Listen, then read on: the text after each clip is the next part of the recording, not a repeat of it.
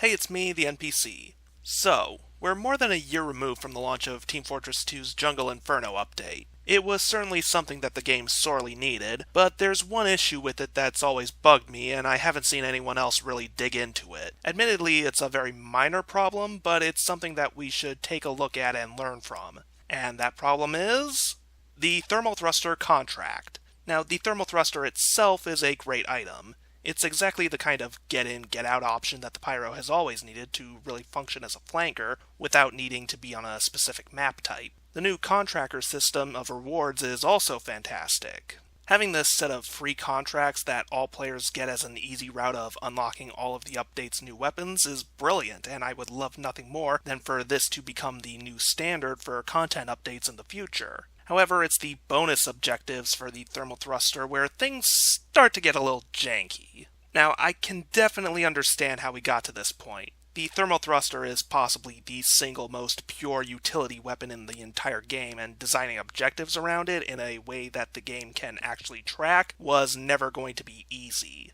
The devs were in a tight spot with this, and I'm not going to act like they're just incompetent. However, there just had to have been a better way to go than the one they ended up taking. Both of these objectives are not only difficult to figure out in the first place, but they also teach players outright bad habits that they should never try to pursue once the contract is complete. Let's start with the extinguishing objective. At first, it seems like a solid enough idea. It lets you know that there's this little tech that exists with the item that you may save a teammate with in the future. However, using a thruster charge just to extinguish a burning teammate is just not practical. You can't just charge past them for a quick, stylish save. The extinguishing hitbox is only on the initial burst, meaning you have to stand directly on top of your teammate to even have a chance of pulling this off. Even when you pull it off, that's one of your only two charges on the thruster, meaning you can't safely dive in on the enemy until it recharges. Compare that to just puffing them with an air blast, which is much faster, much more accurate, and is a much smaller toll on your resources, even if you have a backburner, and this feature of the thruster is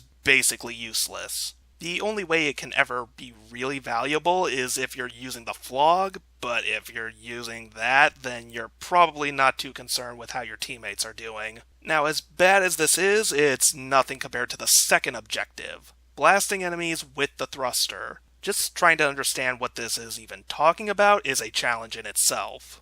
At first, I thought you were supposed to ram into enemies. In fact, that's what a lot of people online were kind of making it out like what you needed to do. But nope, instead you're actually supposed to do the same thing as the previous objective. Get up as close as you can and fire off. Now, you're putting yourself at a huge risk trying to do this. Even for a close combat class like Pyro, you have to get intimately close to actually catch people with a hitbox on this thing. And after all that, what exactly do you accomplish?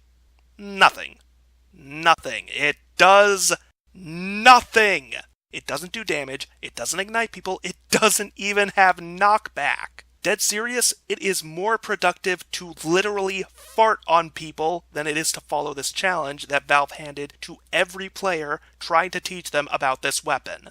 What better learning experience than flailing around directly in the enemy's face like a fish on a hook without dealing any damage? Now, you might be wondering why I'm so concerned about these since they're just bonus objectives. You can still collect points any number of ways to unlock the thruster without ever even touching these bonuses. Yeah, sure, but it's what comes next that's the problem. The Hot Hand contract required a whopping 9 stars to unlock. That means you have to complete the bonus objectives for every single contract, or pass over the second banana contract in order to get that last item. And yeah, the Hot Hand is an objectively bad joke weapon, and you would be no worse off by never unlocking it. However, it's the precedent that I'm worried about. We're able to overlook these issues now, but what happens when the next big content update drops in about 3 years? God, I can't believe that's not even a joke. What if there are more badly designed objectives like this, and the prize at the end of the tree is something you actually need in your inventory? It's too late to rework the thruster contract, but now is the time to learn from this mistake and prevent it from happening in the future. So, Valve, on the off chance you're watching this, here is the lesson you should take. Don't be so hung up about tying up bonus objectives around the item itself, and instead focus on leading players into learning the strengths and weaknesses of the item. For example, all of the problems with the thruster contract could actually have been fixed with just 4 simple words. Kill snipers, kill medics.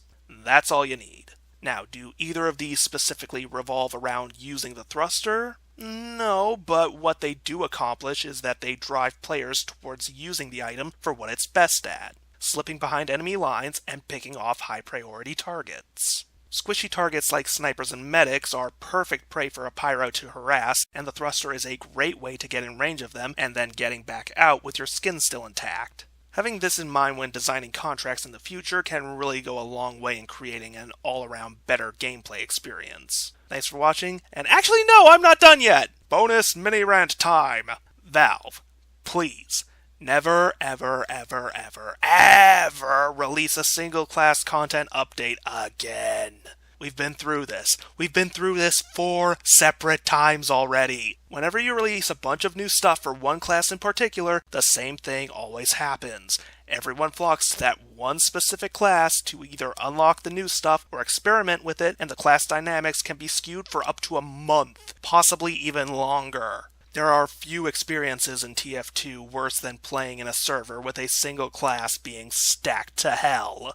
Yes, Jungle Inferno technically wasn't a single class update because Heavy got a new snack, but you can just ask anyone who was playing when the update first dropped just how much of a difference that made. Okay, done for real now, go ride on a pirate ship or something.